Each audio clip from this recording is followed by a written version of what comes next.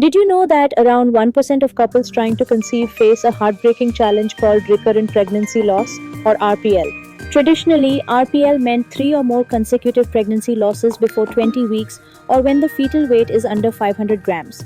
But today, medical experts define RPL as 2 or more confirmed pregnancy losses, thanks to updated guidelines. When it happens in someone who's never had a live baby, we call it primary RPL. And if the person has had a baby before but is now facing repeated losses, it's secondary RPL. Here's something important: even after 5 miscarriages, more than 50% of women go on to have a successful pregnancy.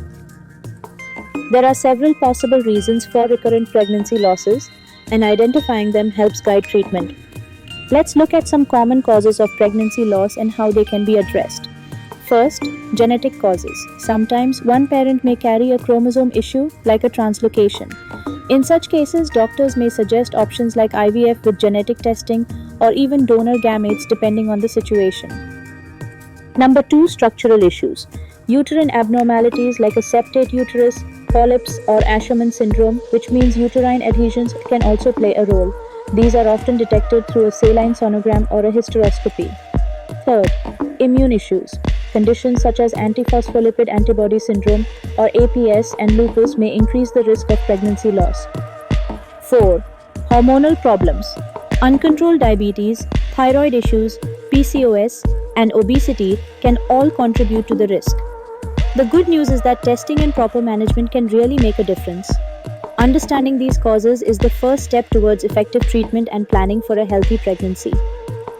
Even after a complete evaluation, in about half of the cases, no cause is found. This is called idiopathic RPL. But even then, don't lose hope. Many women go on to carry a healthy pregnancy. If you've had repeated pregnancy losses, your doctor may suggest some important tests to help understand why.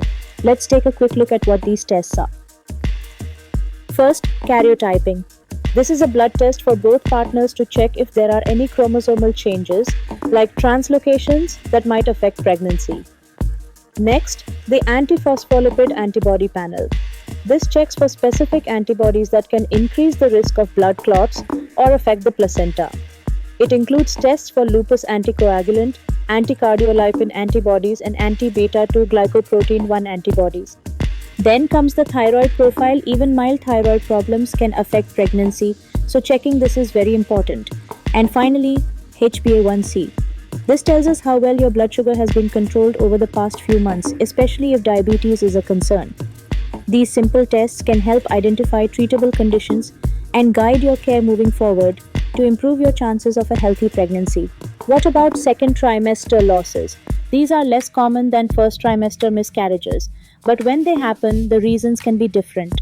Some of the common causes include fetal abnormalities, problems with the baby's development, placental problems like abruption or poor blood flow, uterine defects such as fibroids or congenital anomalies, and something called cervical insufficiency. This means the cervix opens too early, often without pain, leading to a loss in the second trimester. With the right diagnosis and treatment, many of these issues can be managed in future pregnancies.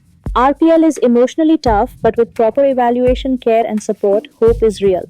If you or someone you know is experiencing this, reach out to a fertility or fetal medicine expert. You are not alone and there is help. If this helped you, give it a like and share to support someone who might need this today. And remember, every step forward counts.